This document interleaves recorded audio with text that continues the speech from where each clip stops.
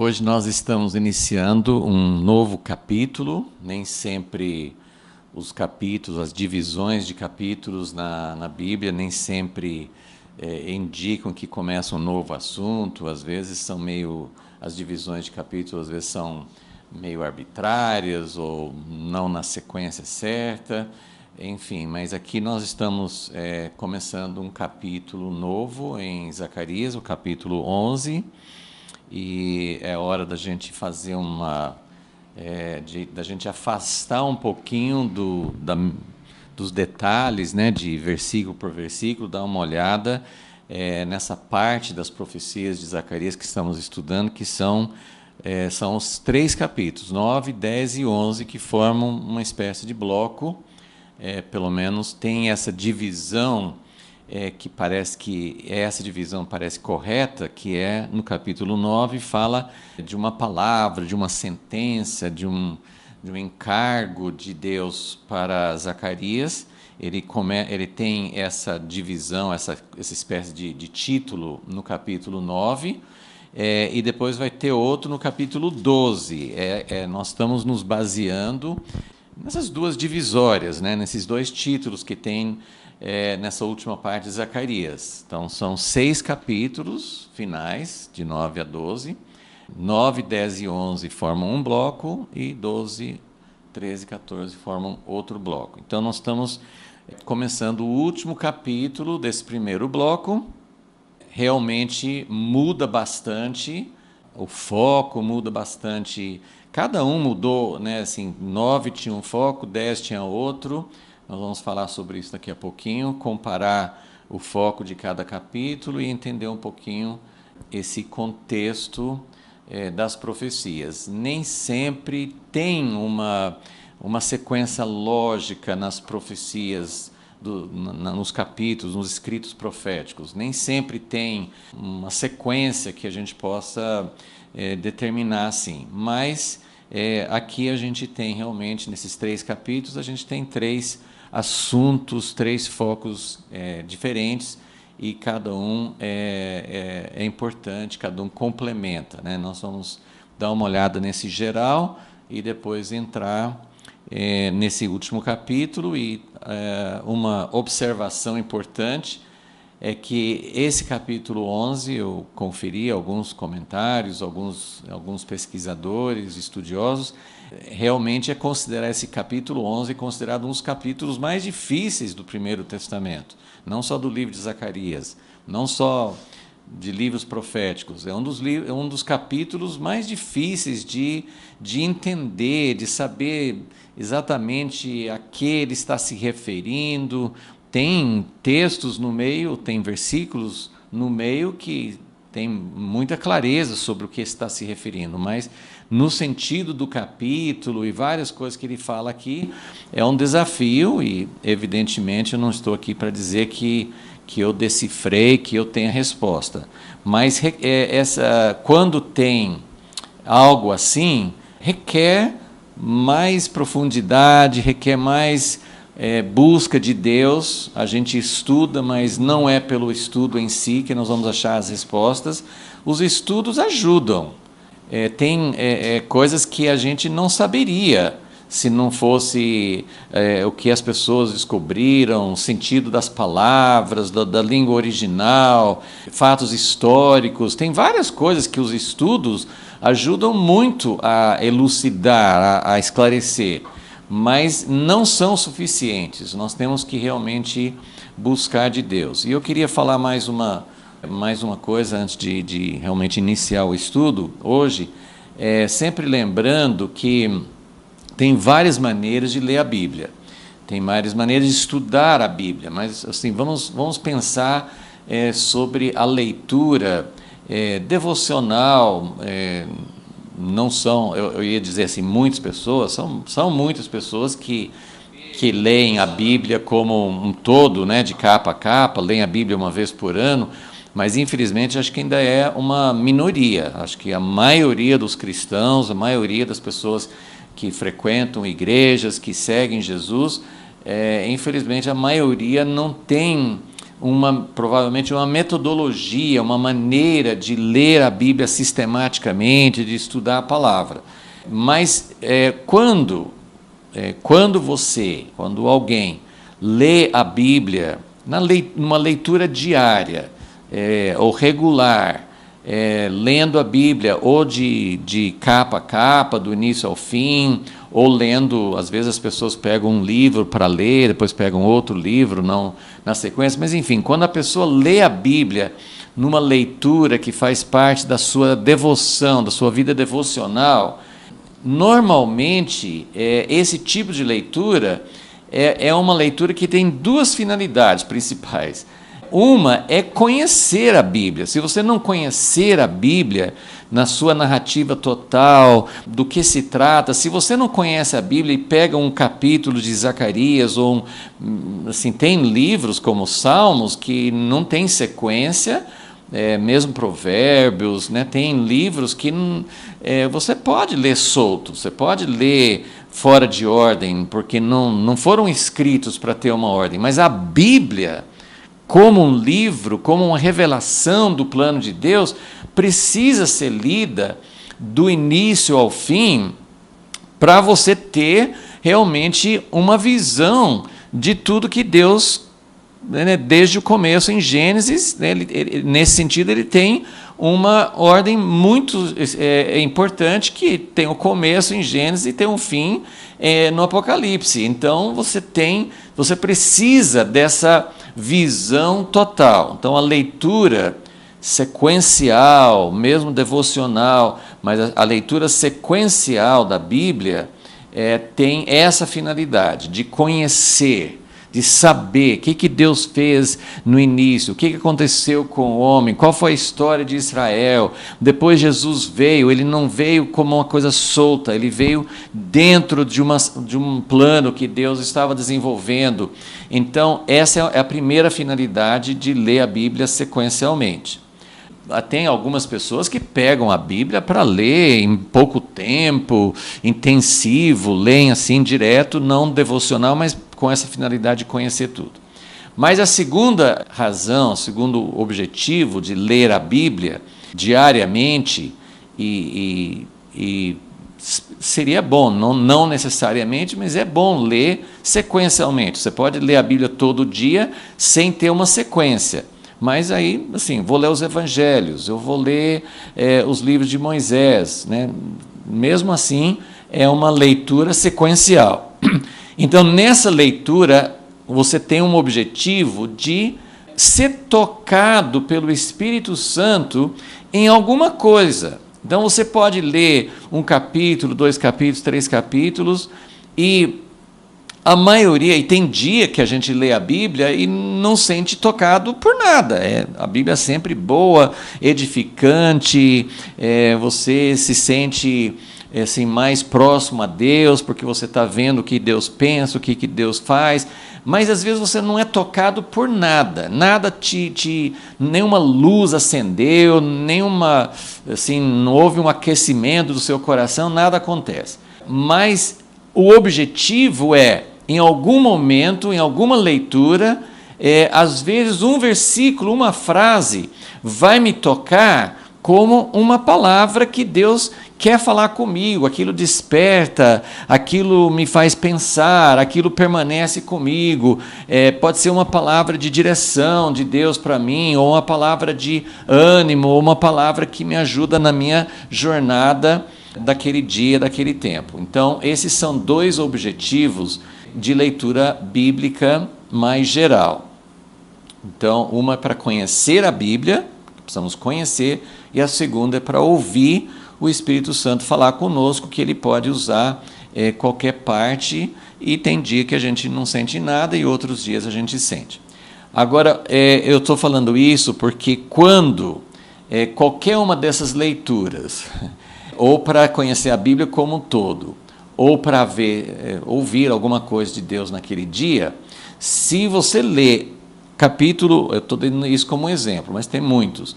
Se você lê o capítulo 11 de Zacarias, pode ser que Deus fale alguma coisa específica com você, mas pode ser que você não entenda nada, e eu confesso que eu li esse capítulo muitas vezes essa semana, muitas vezes mesmo, e em muitas das vezes que eu lia, eu não conseguia entender exatamente qual era o sentido, qual era o propósito de Deus. Assim, algumas coisas soltas são claras, mas esse capítulo é para nos tocar de que maneira, o que Deus quis falar com Zacarias nesse capítulo. E mais uma vez, eu não estou com nenhuma ideia presunçosa de que eu descobri, mas eu só queria mostrar que é uma outra maneira de estudar a Bíblia. Para me aprofundar nesse capítulo, não seria suficiente essa leitura diária, não seria suficiente, não é nem o objetivo. Muitas vezes você lê o capítulo e você nem tem tempo naquele momento de buscar entendimento, de ler outras coisas. Então, o estudo mais aprofundado, que é o que nós estamos fazendo no estudo sistemático, é cavar mais, entender. Esse tipo de estudo não é possível dentro de uma leitura devocional diária. Então, eu só queria fazer essa distinção para mostrar que às vezes as pessoas perguntam, mas de onde você tira tanta coisa? Como é que você prepara? O primeiro passo é que a gente precisa ter um conhecimento da Bíblia como um todo. Se a gente não tiver, não adianta você estudar em profundidade um livro que você não vai conseguir entender, porque vai faltar essa visão do todo. Você pode usar o microscópio, mas só depois que você tiver o panorama geral. E isso leva muitas leituras, não é uma leitura só. Mas você pode ficar a vida inteira lendo a Bíblia sequencialmente, de capa a capa, e não chegar a se aprofundar. Então, eu só queria dar essa pequena dica e essa pequena introdução, porque assim, foi algo que eu fiquei meditando bastante essa semana, porque comentei várias vezes com a Maristela, assim, olha, esse capítulo é difícil, e eu fiquei reconfortado quando eu lia vários outros estudiosos profundos dizendo, olha, esse capítulo é um dos mais difíceis na Bíblia. Então eu falei assim, bom, então não é só eu que estou encontrando dificuldade, mas não é só por ser um capítulo difícil. A Bíblia tem tesouros que a gente só vai encontrar quando nós nos colocamos diante de Deus, porque Ele que é dono dos tesouros, Ele tem as chaves. Não é só porque eu quero. Eu posso ficar jejuando, estudando e lendo e não chegar à revelação. O estudo é importante, a busca é importante, o desejo é importante, mas tem que vir pelo Espírito Santo, e isso é algo que só Deus pode fazer, e Ele tem razões, Ele tem maneiras de agir. Então, isso é só, assim, acho importante a gente ter uma visão de várias abordagens da Bíblia e como a gente pode buscar mais, como a gente pode encontrar mais. O que eu estou encontrando aqui não é uma exclusividade minha, não é algo que só um grupo muito seleto pode encontrar. Sim, é um grupo menor, por quê? Porque poucas pessoas têm disponibilidade de tempo, poucas pessoas têm um chamado de se aprofundar tanto. Mas qualquer pessoa, se colocar diante de Deus, Deus pode revelar. Vamos orar e vamos começar nosso estudo do capítulo 11. Senhor Deus, nós sabemos que realmente há tesouros infinitas mesmo, infinitos, tem tantas coisas que o Senhor escondeu. O Senhor revelou coisas para Zacarias, que com certeza era um homem que andava em comunhão contigo, que deixava o Senhor falar com ele, mas muitas coisas, como sabemos de Daniel e de outros profetas, sabemos que muitos homens, amigos teus, servos teus, recebiam revelações e nem eles entendiam plenamente o que estavam recebendo. O apóstolo João, no livro de Apocalipse, um homem que andou contigo pessoalmente e depois recebeu essas revelações bastante tempo depois que o Senhor foi embora, ele também via certas coisas e não entendia.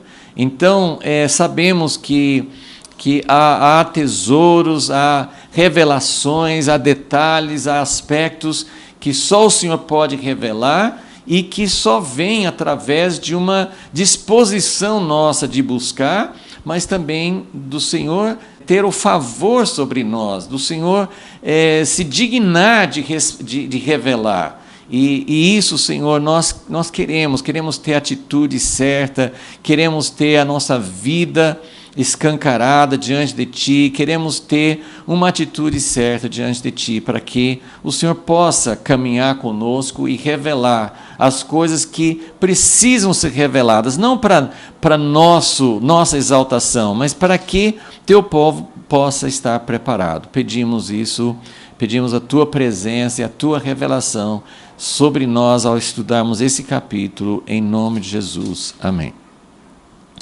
Ok, então, como já adiantei, eu queria colocar aqui em primeiro lugar essa comparação e antes de adentrar, de nos aprofundar no capítulo 11, eu queria já dar uma dica, né, da diferença de focos. São capítulos que se complementam, são capítulos que combinam, mas cada um é bem diferente do outro, e o capítulo 11 é o mais diferente dos três, né? Mas no capítulo 9, nós vimos que o profeta Zacarias começou falando sobre Damasco, Síria, a terra dos filisteus, sobre países vizinhos e que eram inimigos, que tinham atitudes inimigas em relação a Israel, como até hoje, né? É a mesma situação. E aí ele fala da vinda, da grande esperança, que era a vinda do rei de Israel. Os profetas falavam Moisés começou falando assim, Deus vai levantar um profeta, mas grande parte das esperanças messiânicas era em relação a um rei, principalmente depois de Davi, que Deus prometeu que sempre teria um descendente dele, que seria um rei para sempre no trono. Então, no capítulo 9, ele fala a respeito de um rei. Ele fala assim, alegra-te, né? versículo 9, alegra-te muito, filha de Sião, porque o teu rei virá a ti. E nós vimos que esse rei é um rei, a esperança, é ele que vai à nossa frente. O rei, muitas vezes, é aquele que vai vencer os inimigos. Quando o povo pediu um rei no tempo do profeta Samuel, eles queriam um rei que fosse libertá-los dos inimigos, um rei libertador, um herói de guerra, um homem forte, um homem que saberia como vencer todos os inimigos. Mas esse rei seria um rei humilde, seria um rei que ele mesmo precisaria de libertação. Ele viria sendo oprimido, sendo perseguido. Então, esse rei seria diferente, mas no capítulo 9, ele não fica muito nesse aspecto de humildade. Ele fala que ele viria, mas que aí já começa a falar que ele vai libertar os prisioneiros, que ele vai vencer os inimigos e o próprio Senhor será visto derrotando todos os inimigos. Então, Zacarias 9, nós temos essa visão de um rei que viria com humildade, mas que seria um rei vitorioso. Ok? Então, essa é a visão, os inimigos externos, e é a visão do capítulo 9. No capítulo 10, a figura, a maneira de pensar do libertador, do Messias, muda. Ele já não é chamado de rei no capítulo 10. Deus começa falando que o seu povo é como ovelhas desgarradas, perdidas, e que os pastores que tem são pastores errados. Então, no fim, o povo é como se não tivesse um pastor, e que Deus, ele reivindica, ele afirma que ele é o verdadeiro pastor, que ele vai cuidar do rebanho. E ele fala a respeito de uma pedra angular, de um arco de guerra, de uma estaca de tenda. Ele usa várias figuras, mas que Deus vai cuidar do seu rebanho. Então, a figura prevalecente, né, mais proeminente, é a figura de um pastor, porque ele fala muito do seu povo como rebanho. Então, Deus, como o pastor, vai fazer surgir do meio do seu povo uma pedra angular, que vai ser a libertação. E aí também ele começa a falar de vitórias, ele começa a falar de ajuntar o seu povo de todas as partes do mundo para onde ficaram dispersos. Então, essa figura prevalecente de pastor, mas também olhando para o futuro e vendo já um rebanho que se transforma num povo vencedor, num cavalo majestoso de guerra, e os filhos de Judá e de Efraim são como guerreiros fortes.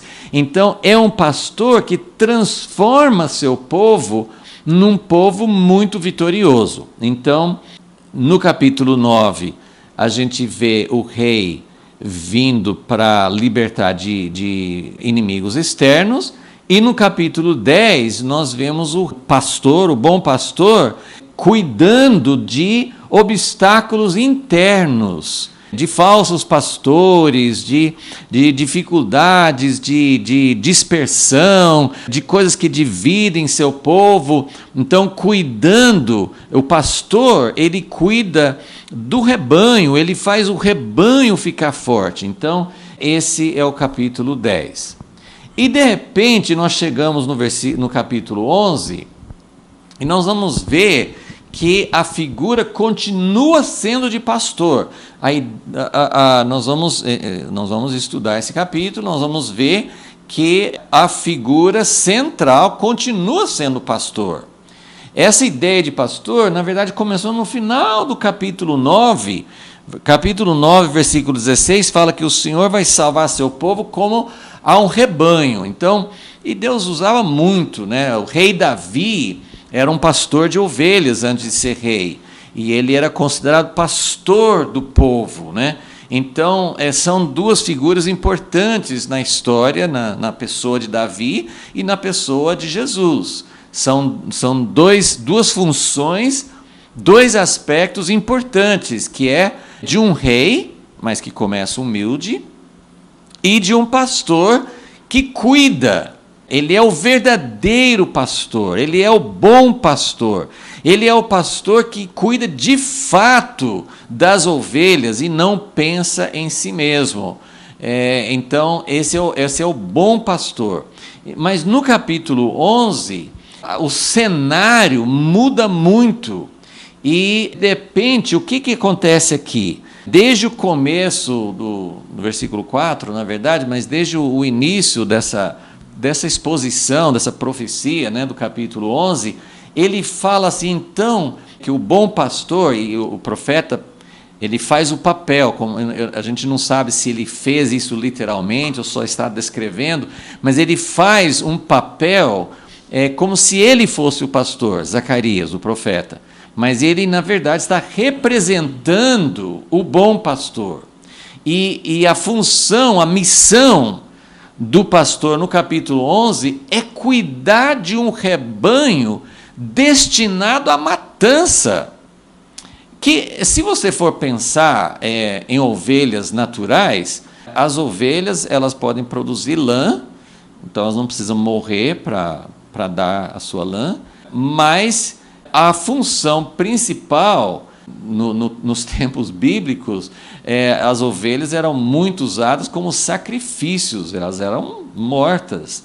Mas, assim, mesmo as ovelhas não usadas como sacrifícios, elas eram usadas para carne, era uma carne limpa, né? O povo de Israel, Deus determinou quais animais que eles podiam comer, quais que não podiam, e não eram muitos animais que podiam ser usados para alimentação, para carne.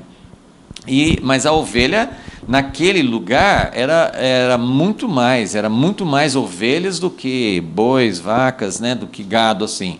Então, as ovelhas, elas eram criadas para matança, elas eram criadas para carne. Mas na metáfora, no simbolismo que Deus usava para falar do seu povo como rebanho, Deus não estava pensando nessa finalidade, nesse objetivo de se criar ovelhas.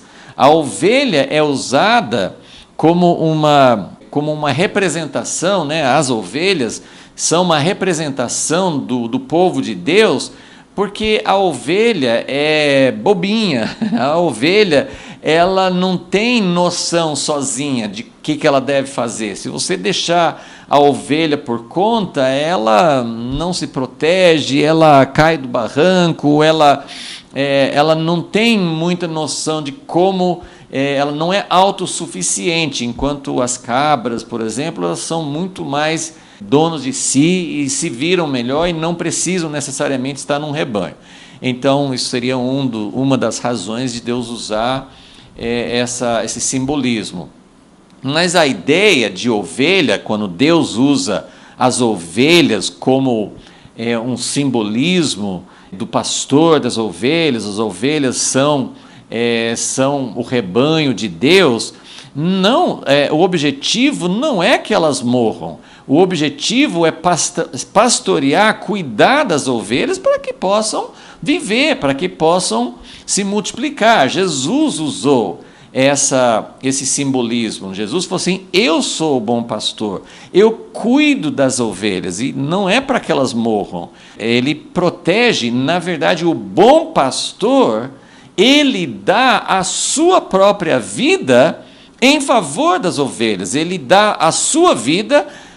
Ele perde a sua vida para que as ovelhas possam permanecer vivas. Então, esse é o simbolismo. Mas aqui, então, só para a gente ver o contraste, né, dos 3 capítulos, no capítulo 11 nós temos um capítulo onde o bom pastor, ele tem uma missão de cuidar de um rebanho destinado à matança. Então, e fala da rejeição, a rejeição do Messias. Então, é um capítulo bem diferente, porque os outros 2 capítulos falam assim, já olham direto para um final feliz, para um final glorioso. E o capítulo 11, se fosse assim um capítulo fechado em si mesmo, o capítulo 11 não fala de salvação, não fala de libertação. É um capítulo até meio depressivo, assim, se você ficar só nele, porque você vê o bom pastor sendo rejeitado e as ovelhas sendo destinadas à matança. Então, é um capítulo que retrata uma parte triste da história e uma parte assim que normalmente não é tratado. Vamos resumir mais ou menos da seguinte forma. Os profetas no Antigo Testamento, eles receberam várias revelações de Deus. Muitas vezes os profetas, eles falavam a respeito do juízo de Deus.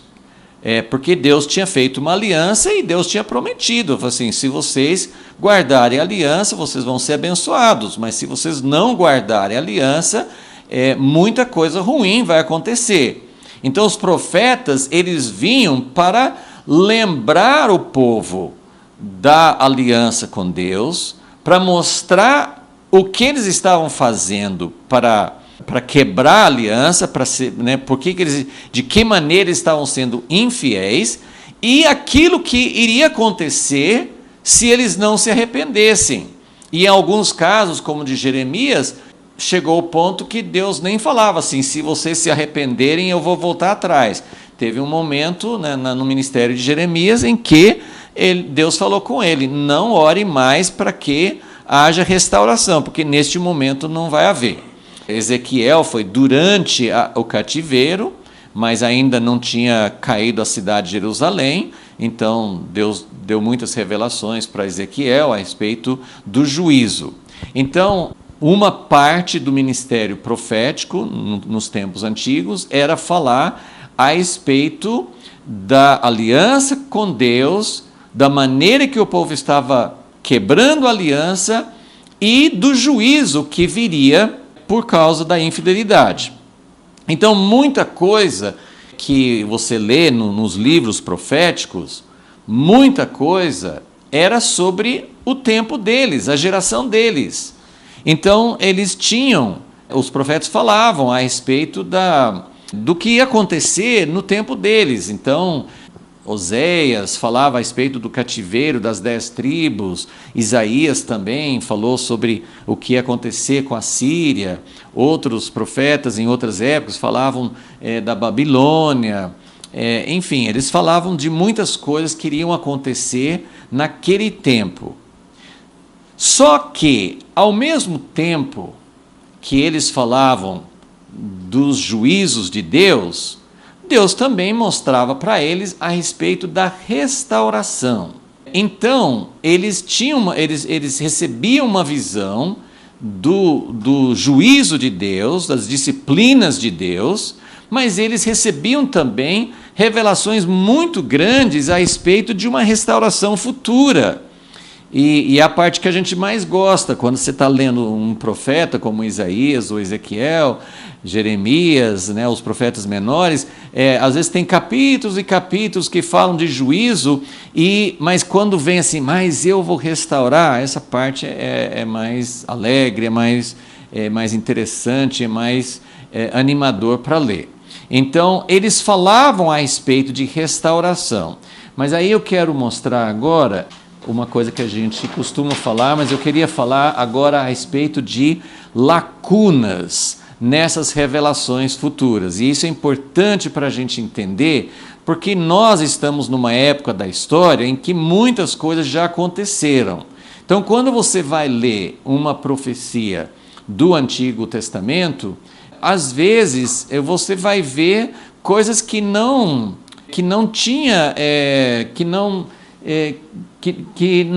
deixa algumas coisas de fora. Então, estou chamando de lacunas. Então, eu estou usando basicamente o mesmo esquema aqui para falar de lacunas diferentes. Então, nós não vamos ficar muito tempo em cima disso, mas eu queria mostrar um princípio, porque é isso que vai nos ajudar a entender esses capítulos. Então, aqui eu estou colocando sempre assim, o cativeiro, né? Estou começando com o cativeiro na Babilônia, essa restauração inicial, que é o tempo de Zacarias, o tempo de Zorobabel, né, que nós lemos em Esdras já.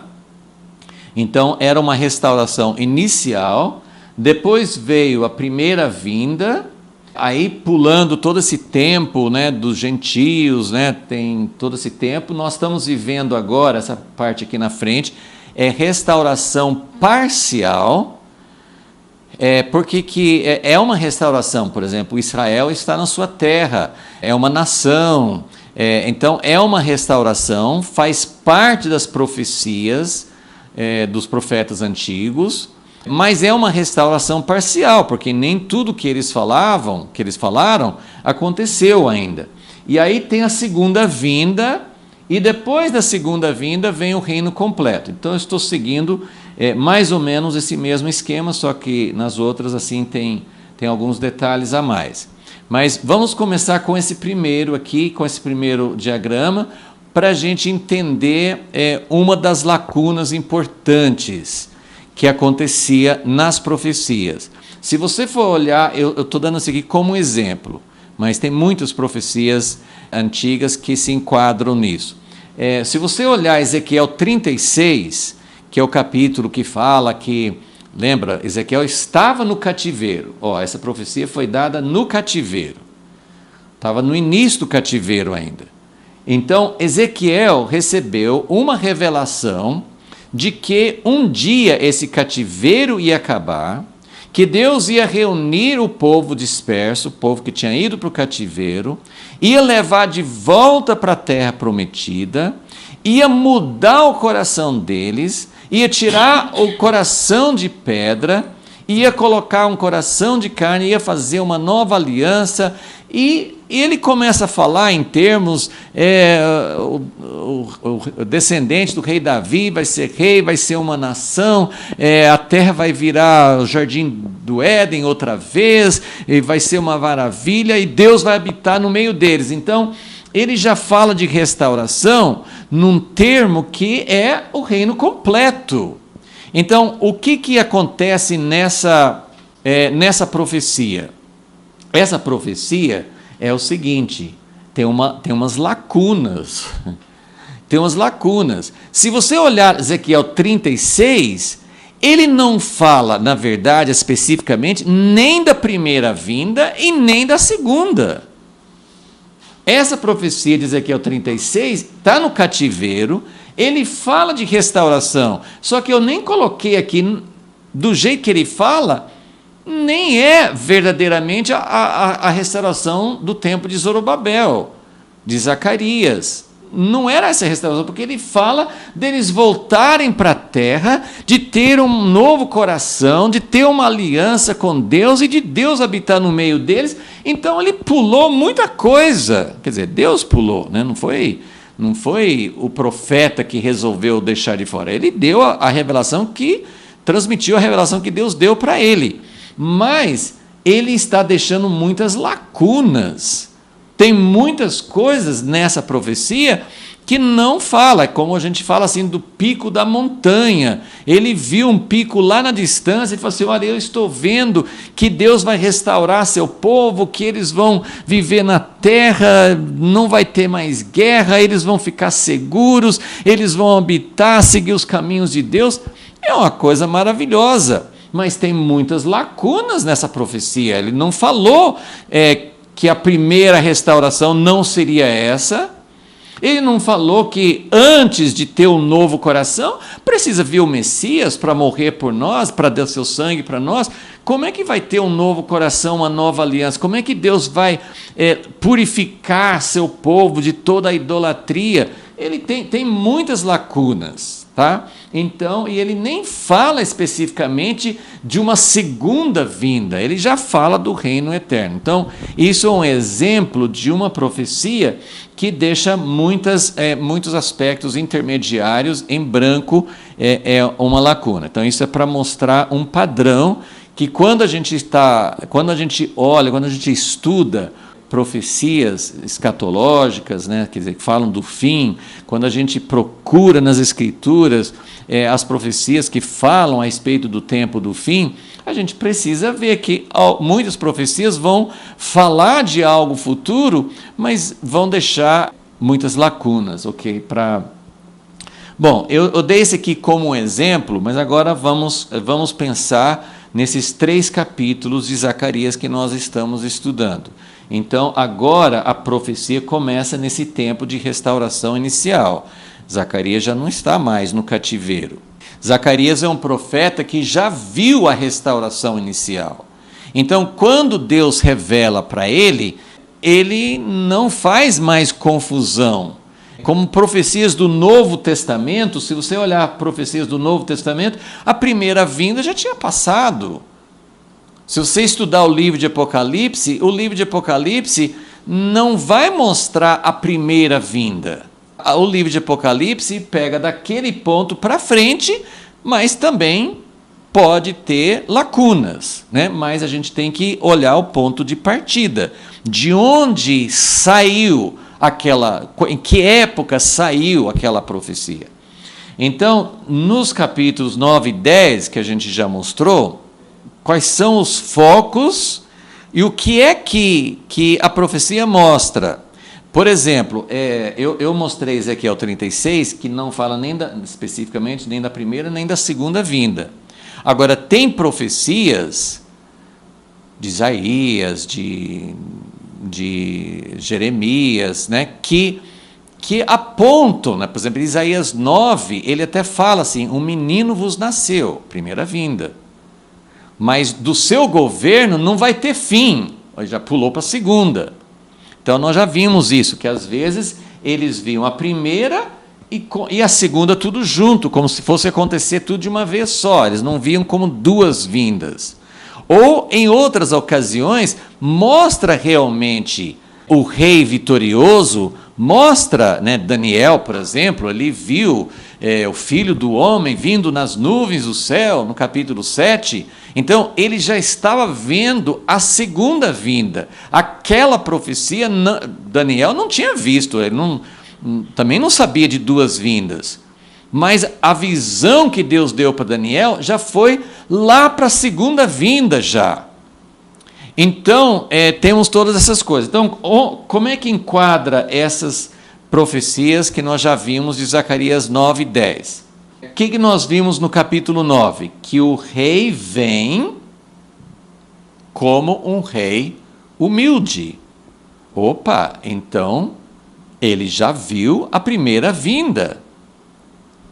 E ele viu também a segunda vinda, porque no mesmo capítulo 9, ele já fala de Deus aparecer na frente das batalhas, de Deus vencendo todos os inimigos. Isso não aconteceu na primeira vinda, isso vai acontecer na segunda.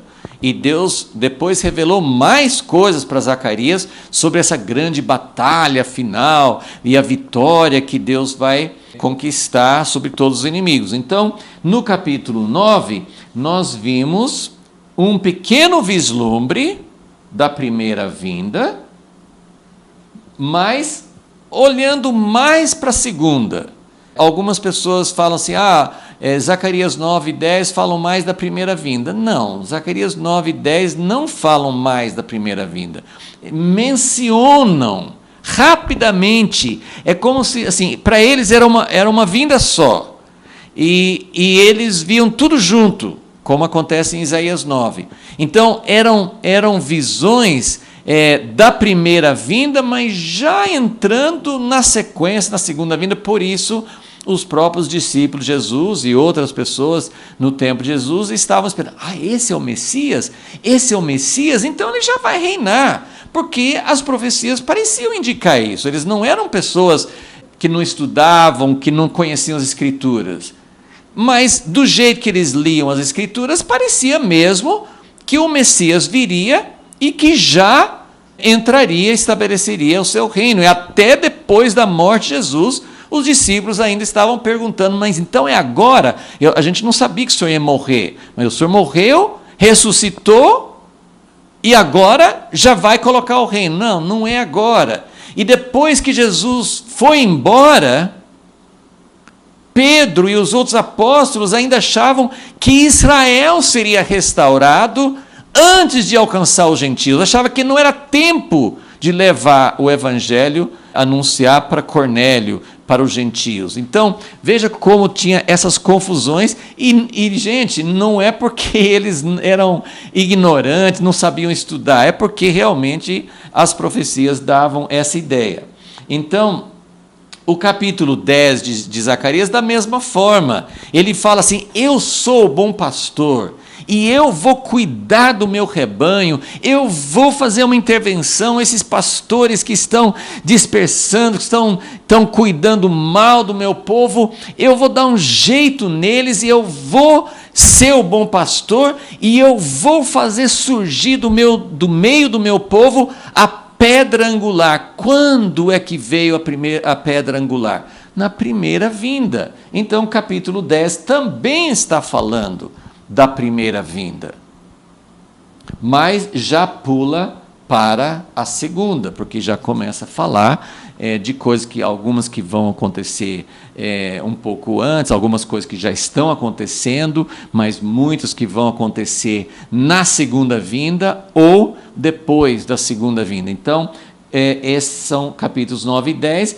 então tem uma lacuna a menos aqui, porque eles mencionaram a primeira vinda, mas tinha muitas outras lacunas. Eu nem estou colocando aqui várias coisas que aconteceram nesse tempo intermediário, mas eles falaram da primeira vinda, falaram da humildade, mas eu sei que você provavelmente não vai conseguir ler essas palavrinhas escritas aqui, mas eu coloquei umas palavras aqui que são lacuna nos capítulos 9 e 10.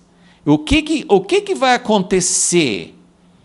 O que iria acontecer na primeira vinda? O rei ia vir como rei humilde. Lá bem escondido, embutido, nós só conseguimos ver hoje porque a gente conhece a história, a gente viu o que aconteceu, mas quando Zacarias fala no capítulo 9 que seria um rei humilde, ele precisando de libertação, como que eles iam entender isso? Como que o nosso herói vai ser alguém que ele precisa de apoio? Isso eles não entendiam. Mas ele já foi direto para frente. Mas hoje nós sabemos que esse rei humilde, no capítulo 10, ele fala: eu vou fazer surgir do meio de vocês a pedra angular. Mas o que aconteceu com a pedra angular? Jesus falou o que iria acontecer e os profetas tinham falado. Isaías falou o que ia acontecer com a pedra angular. A pedra angular seria rejeitada. A pedra angular não seria aceita pelo próprio povo de Israel como a pedra fundamental da casa de Deus no meio deles. Então, tem capítulos 9 e 10, a profecia incluiu a primeira vinda, mas deixou lacuna aqui, rejeição e morte. Isso eles não entendiam. Aonde que nós temos, talvez não seja o único lugar, mas é um dos únicos e é o lugar mais claro em todas as escrituras do Primeiro Testamento, aonde que Deus revelou sim que o Messias seria rejeitado e morto? No capítulo 53 de Isaías. Só que até hoje os judeus ortodoxos não aplicam isso ao Messias. Porque Isaías falava de servo, se referindo ao Messias, mas também se referindo à nação de Israel. Então, muitos judeus entendem que o sofrimento descrito em Isaías 53 se refere ao sofrimento deles como povo, não do Messias deles.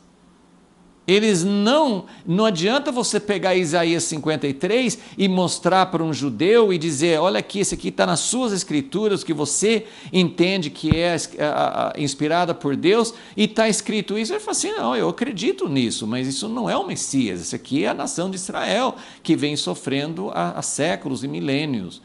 Então, Isaías 53... Deus focou bem nessa lacuna que quase todas as profecias deixavam fora. Deus deu uma revelação, Deus colocou a lupa, Deus colocou assim: eu vou deixar registrado aqui o que vai acontecer com o meu servo. Ok? Então Zacarias 9 e 10 seguem dessa forma, que eles incluíram a primeira vinda, mas deixaram a lacuna da rejeição e morte. Então, tudo isso nos prepara para Zacarias 11. Porque Zacarias 11 vai focar, na verdade, Zacarias 11, no capítulo 11, não vai para o fim, não fala de outras coisas. Na verdade, a única coisa que Zacarias 11 mostra é exatamente igual a Isaías 53. Só que Zacarias 11 é muito menos conhecido. Isaías 53 é um capítulo super conhecido por nós hoje, super enfatizado, quer dizer, não suficiente, né? A gente precisaria ter uma visão muito mais clara do que está mostrando em Isaías 53, mas é muito conhecido, é um capítulo que tem muita, assim, que nós consideramos muito. Agora, Zacarias 11 é um capítulo muito mais enigmático, muito mais difícil de entender, mas o que é que Zacarias 11 está mostrando?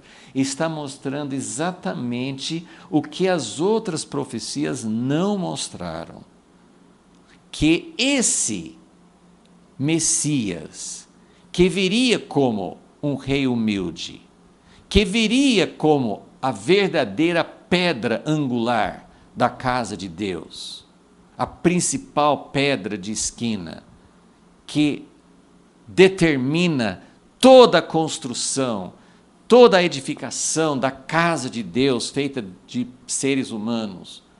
O que aconteceria com o rei humilde? Ele seria rejeitado. Rejeitado não pelos romanos, pelos vizinhos, pelo próprio povo de Israel.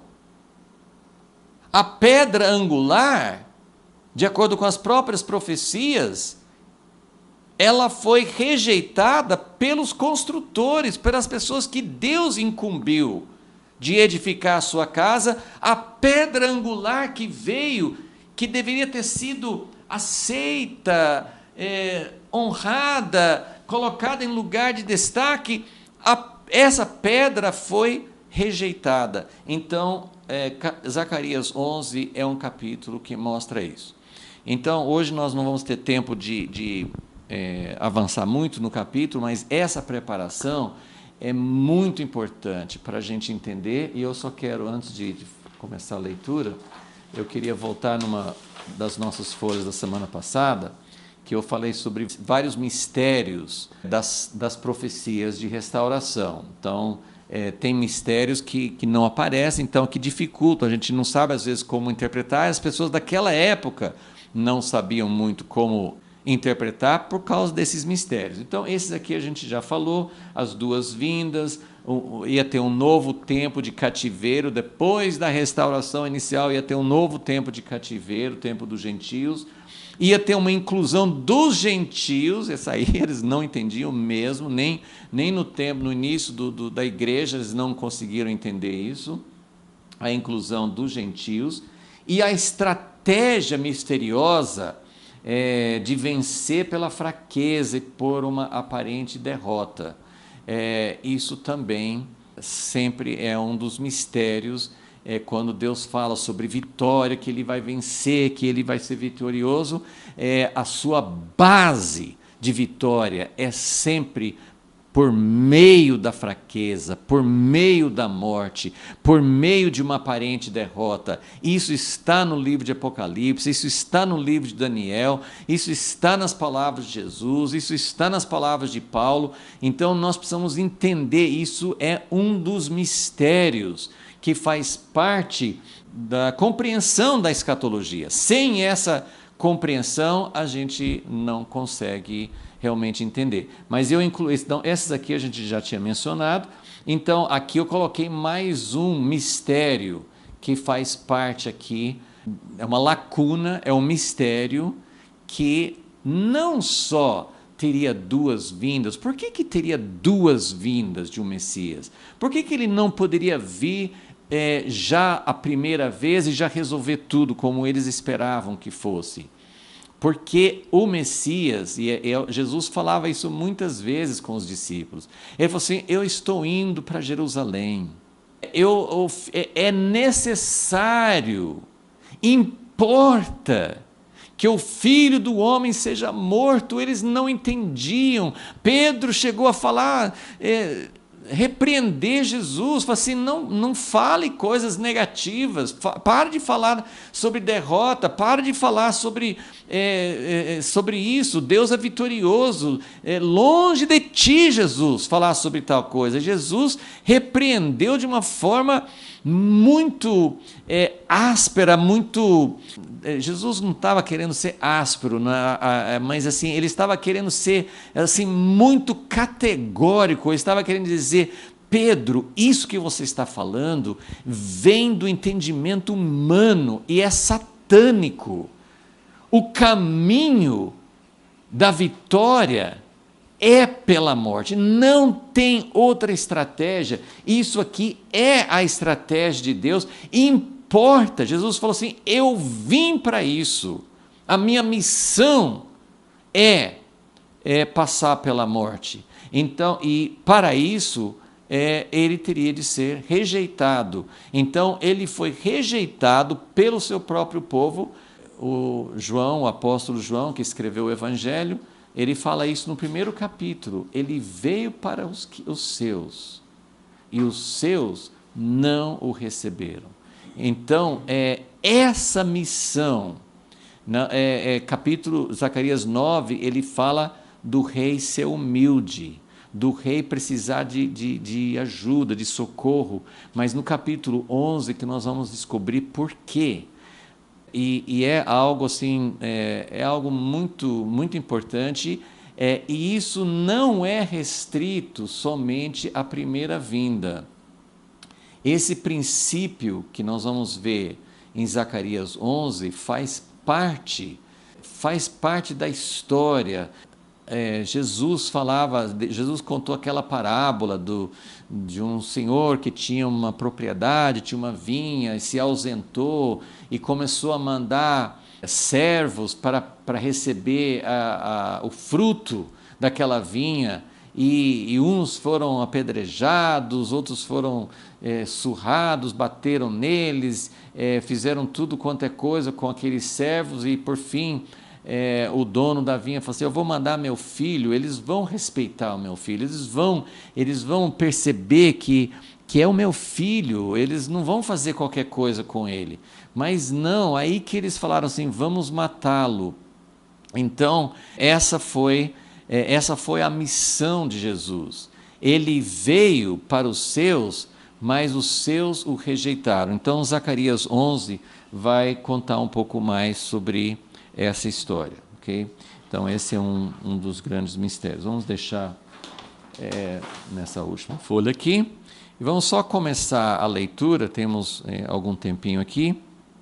Nós vamos iniciar, então, a leitura de Zacarias 11, entendendo que esse é o foco do capítulo 11, mas nós precisamos entender também, aos poucos, qual é a perspectiva, que tipo de visão Deus deu para Zacarias. Vamos ver aqui. Os primeiros 3 versículos são versículos que descrevem destruição.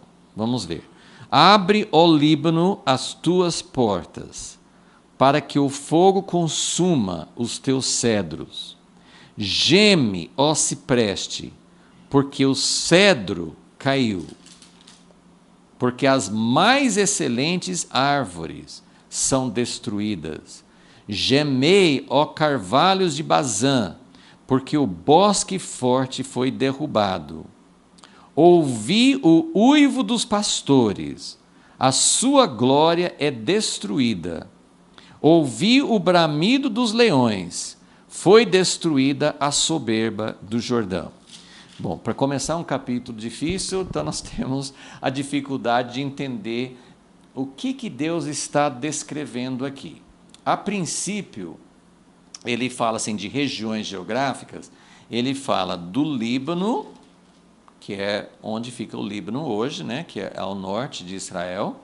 Ele fala muito sobre o Líbano, mas não em relação às pessoas, ele fala em relação às árvores, porque essa região do Líbano era muito famosa por causa das árvores, né? No tempo do rei Salomão, foi de lá que vieram as árvores, mesmo no tempo de Davi, quando na terra de Israel não tinha árvores grandes para madeira.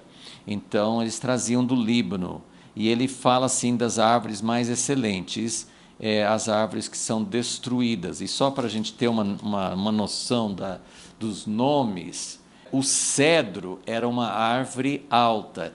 Eu não vou tomar o tempo agora, mas tem várias passagens, principalmente nos profetas, que falam do cedro representando um império, um imperador, alguém que tinha muito poder. Então, por exemplo, em Isaías 10, fala a respeito do rei da Síria, que era como um cedro que tinha sido cortado. Em Ezequiel, fala a respeito do Egito, da Síria também. Daniel 4, naquela visão, que o sonho que Nabucodonosor teve, Daniel interpretou em Daniel 4, o rei da Babilônia, Nabucodonosor, ele aparece como um cedro que seria cortado. Então tem várias passagens bíblicas que que apontam o cedro como uma árvore mais alta do que as outras e que representavam forças, que representavam impérios, que representavam líderes que se achavam assim, quanto mais alto a pessoa subia, assim, então ele se tornava um cedro e muito soberbo, muito exaltado, e que daí a queda dele, assim, quando, assim como Deus mostrou muito no livro de Daniel, quando a pessoa se exalta muito, Deus trata de cortar. E a gente tem visto, a gente pode, se você tiver olhos para ver, se você assim tem cedros, porque geralmente esses cedros que falam nos profetas são autoridades humanas malignas.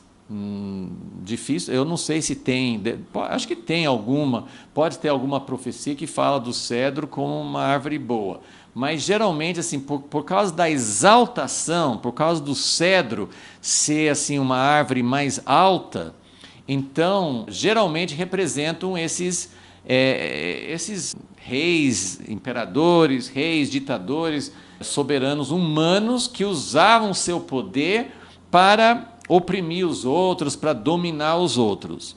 Então, se a gente for olhar agora, mais assim, um tempo mais contemporâneo, tem muitos líderes, muitos homens têm surgido na história, sempre tem, né? Se for olhar atrás, tem Napoleão, mais recentemente tem Hitler na Alemanha, tem os grandes líderes da Rússia, como Stalin, tem o Mao Tse-tung na China, enfim, tem outros que podem ser considerados menores, porque são de países menores, né? Mas Saddam Hussein, sei lá, tem, assim, você pode usar uma porção, nós do Ocidente, nós temos a tendência mais de olhar para esses ditadores, para esses homens que foram muito cruéis, mas nos países ocidentais, que têm um rodízio maior pelo sistema democrático, tem também muitos cedros e muitos caem. E se eu não vou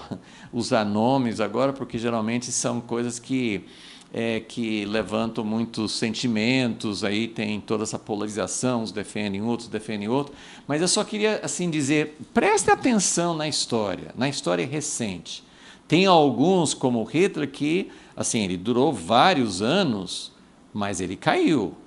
E outros assim, né, Mao Tse-tung governou por muitos anos, morreu, não foi tirado por nenhuma revolução. Então tem alguns que ficam muito tempo. Então nem sempre Deus tira a pessoa. Nos tempos antigos era assim também, o Egito, a Síria, a Babilônia, a Pérsia, Roma, né? Houve muitos cedros que ficaram o tempo todo e não teve, alguns não tiveram juízo no tempo deles. Então, isso acontece.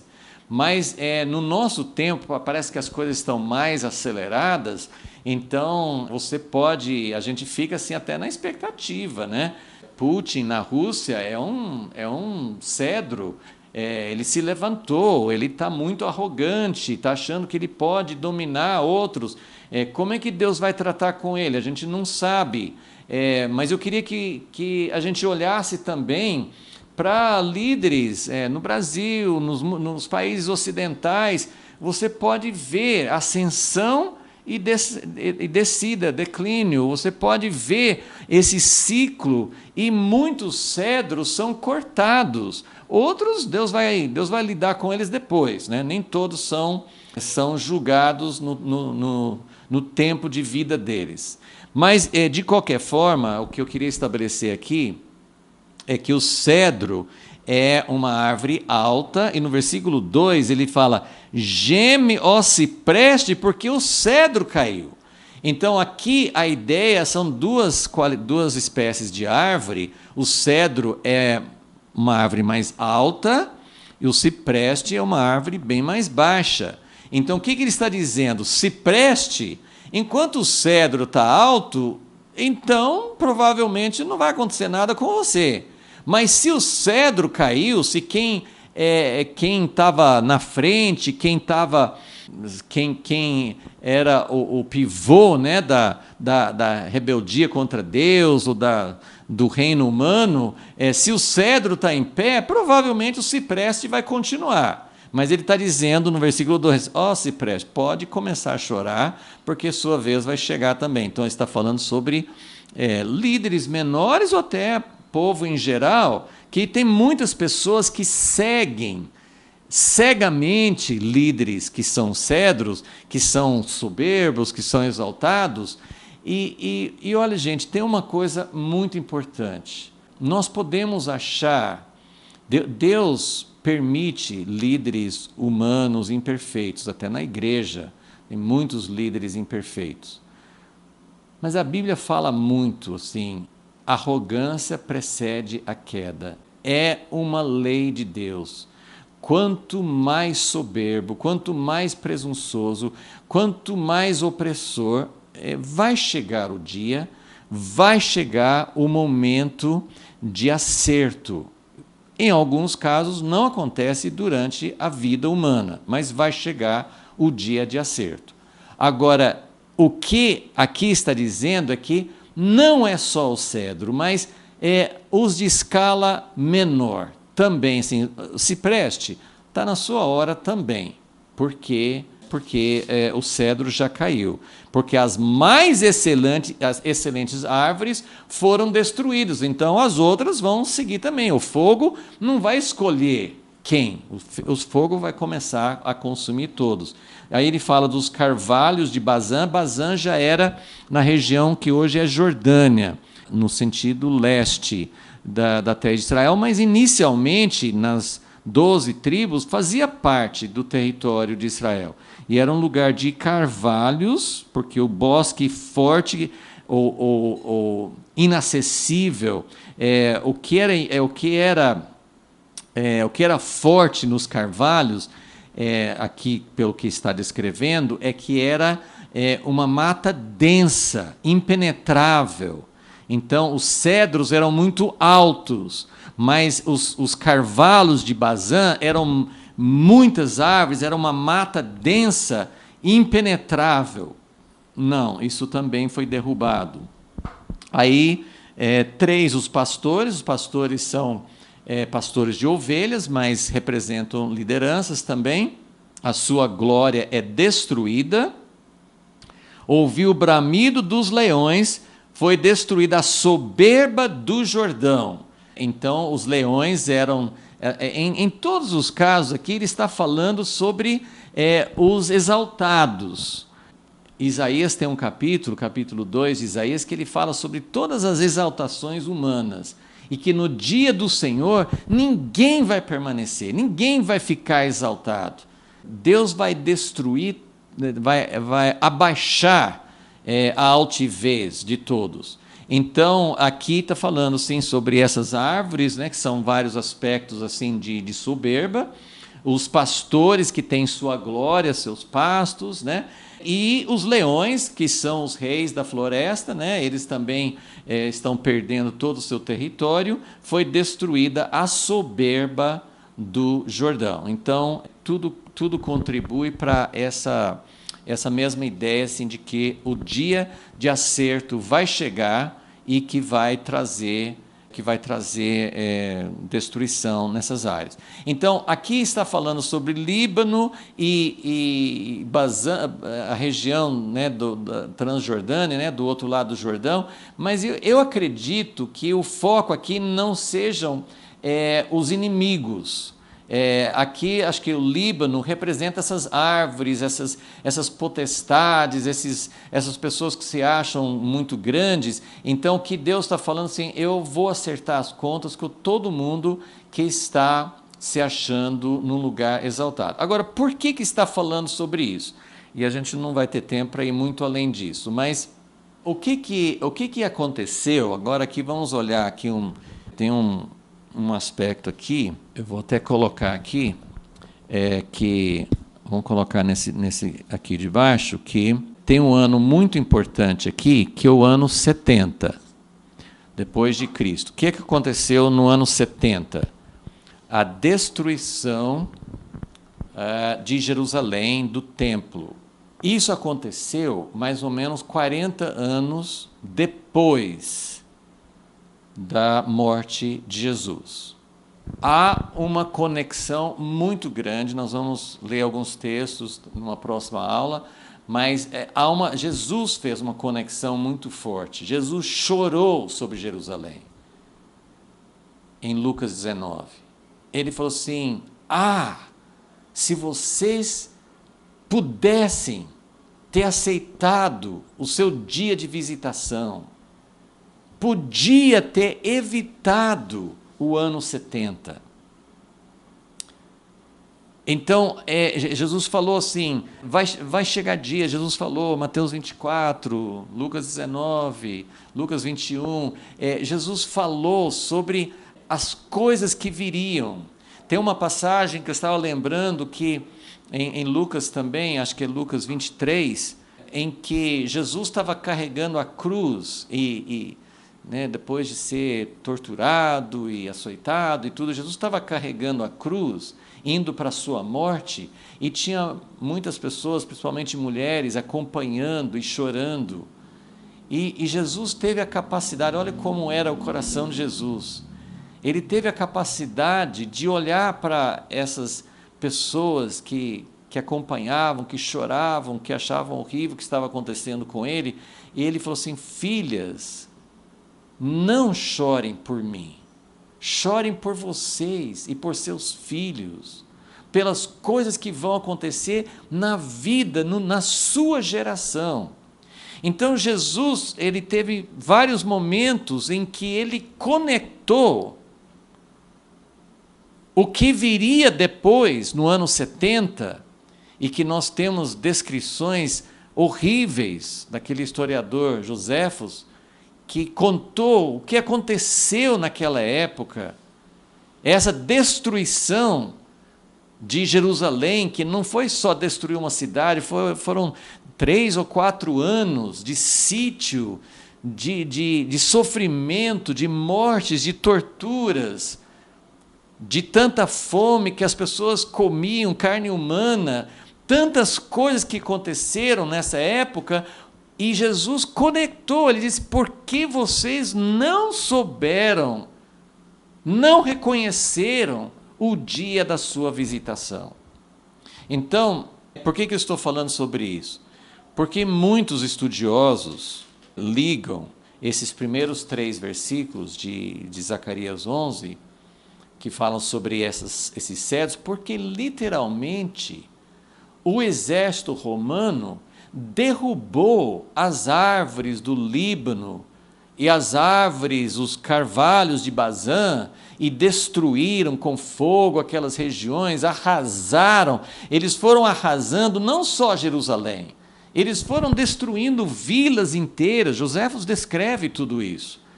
Eles foram fazendo aquele processo que os russos fizeram na Síria, estão fazendo na Ucrânia, que é de destruir cidades inteiras para chegar ao seu objetivo.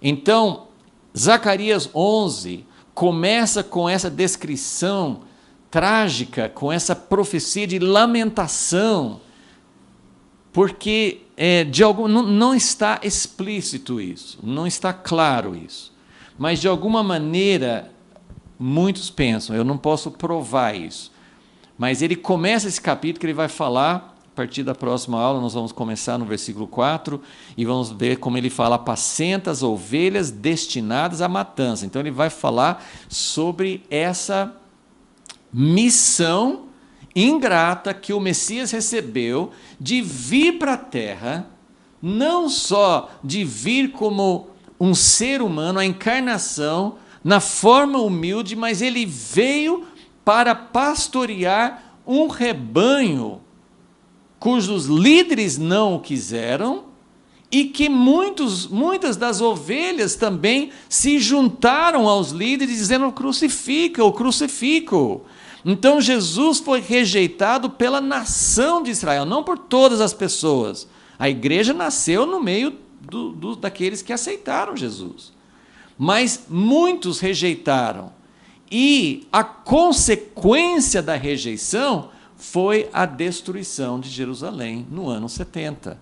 E Jesus fez essa conexão, não é a gente que está fazendo isso. Então, esses primeiros versículos estão olhando para as consequências. Isso é uma possível interpretação dos primeiros 3 versículos. Existem outros comentaristas, existem outros estudiosos que vão dar outra interpretação, e está em aberto porque ele não, a profecia em si, ela não faz uma conexão explícita, mas ele fala assim, eu só vou fazer essa ponte e a gente já vai terminar. Ele fala sobre essa destruição, e no versículo 4, assim diz o Senhor meu Deus. Ele acabou de falar sobre toda essa destruição dos cedros, dos carvalhos de Bazã, dos pastores, dos leões, a soberba do Jordão. E aí ele fala, assim diz o Senhor meu Deus, apacenta as ovelhas destinadas à matança. E na sequência ele vai falar sobre os pastores que estão vendendo as ovelhas sem nenhuma consciência, sem nenhuma preocupação sobre o que vai acontecer com as ovelhas. E ele fala, no versículo 6, eu não terei mais piedade dos moradores desta terra. Então, tem essa conexão de que ele vai descrever a rejeição do Messias. Mas ele começa como, muitas vezes os filmes começam com uma cena lá na frente, para depois explicar por que chegou lá. Então, aqui é mais ou menos nessa perspectiva que eu estou dando, seria mais ou menos Zacarias 11, começa olhando lá para o ano 70. O que vai acontecer com essa... o que vai acontecer? Vai acontecer juízo, vai ter arraso, vai ter fogo, os cedros do Líbano. E isso também tem referência aos últimos dias em que Deus vai julgar todos os exaltados, todos os altivos, todos os soberbos, como fala em Isaías 2. Então, tem muita ligação entre o dia do Senhor e o juízo sobre as pessoas que se consideram muito exaltadas. E eu queria, assim, acho que até não completei meu pensamento uns minutos atrás, nós podemos achar que um determinado líder, pode ser político, pode ser religioso, pode ser na igreja, pode ser em outras áreas. Eu já fiz essa recomendação, vou fazer de novo. Bob Mumford tem um vídeo que chama Tomadores ou Doadores. Ele fala sobre a questão básica de toda a história humana. Todos os líderes e todos nós, na nossa vida diária, por natureza nós somos tomadores, nós queremos tomar, queremos para nós. E Jesus veio para mostrar outro caminho, que é o caminho de um doador. E nesse vídeo, Babman faz um apelo que eu faço aqui com muita ênfase. Não siga, não apoie, não vá atrás de líderes que são tomadores. Pode ser alguém que esteja fazendo um monte de coisas boas. Eu já vi muitas pessoas defendendo líderes, dizendo assim, ele tem defeitos. As pessoas vão até na Bíblia, assim, Davi também cometeu adultério, mandou matar o marido da Batseba e tal. Então, Deus usa pessoas com defeitos. Mas será que o líder que eu estou defendendo teve o arrependimento de Davi? Será que ele teve a atitude de Davi? Então, não vá atrás, não siga tomadores. É uma outra maneira de dizer assim, não siga pessoas soberbas. Podem ser pessoas que conhecem a Bíblia, pode ser pessoas que defendem família, pode ser pessoas que sejam a favor dos valores, pode ser pode ser quem for, mas não siga. Deus usa pessoas malignas no governo, na igreja, em outras áreas, Deus usa, mas não seja um seguidor, não vá atrás, não seja alguém porque o se preste ele vai ser cortado junto com o cedro. Se você está indo atrás de um cedro soberbo e exaltado, você também vai sofrer juízo. Então, o que está dizendo aqui, nós vamos entrar mais nisso nas próximas aulas, o bom pastor, ele veio para apacentar um rebanho destinado à matança. Por que destinado à matança? Porque estão seguindo líderes errados. Porque os líderes no tempo de Jesus, eles defendiam a lei, eles defendiam moral, eles defendiam coisas certas, mas eles rejeitaram o Messias. E muita gente foi atrás deles e gritou junto com eles: crucifica-o, crucifica-o. Então, isso é mais ou menos a base. A partir da próxima aula nós vamos entrar mais nessa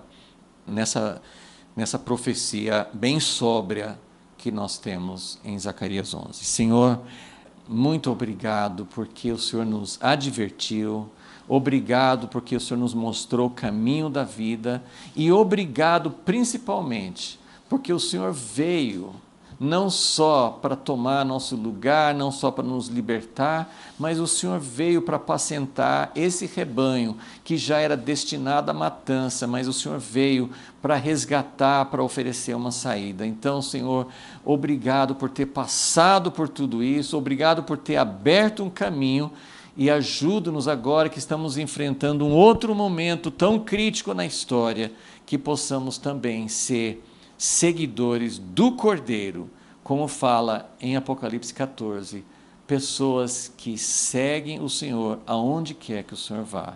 Em nome de Jesus, Senhor, nós somos gratos a Ti. Amém.